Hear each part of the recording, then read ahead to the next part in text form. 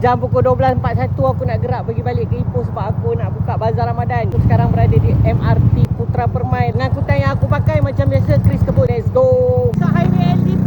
Berhenti seminyak jap. Jam lah pula. Jam lah pula.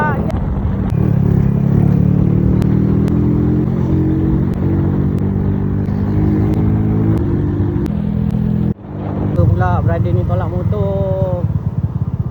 Bang, kenapa bang? Kenapa? Minyak habis? Naik, saya tolak. Depan tu je.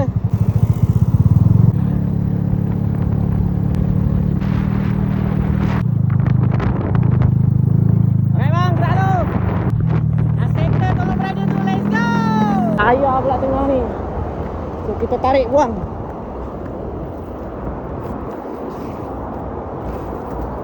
Settle.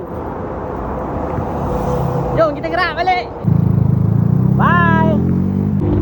Jam 1.29 masuk, berhenti isi minyak, isi angin. Jam pukul 2.20 aku berhenti sekejap masuk isi minyak. Hidup ini terlampau random. Jam pukul 2.58 alhamdulillah aku dah selamat sampai Ipoh. Sekarang nak balik rumah, nak settle siap-siap. Kita nak pergi bazar Ramadan berniaga. Jom. Dah selamat sampai rumah, kita tukar baju, tukar motor, tukar helmet. Let's go. Terbaik. Kita bergerak pergi ke bazar Ramadan. Air pun dah isi.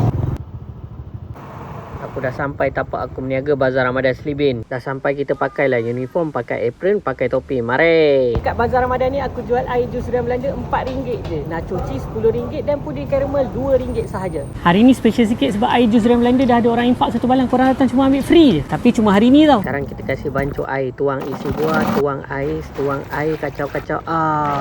Air pun dah siap. Kita cedok, kita ikat, kita infak. Kita cedok, kita ikat, kita infak.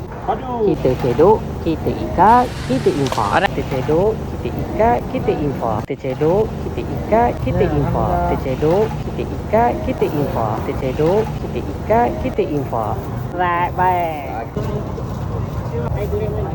Terima kasih. Terima kasih. Terima kasih.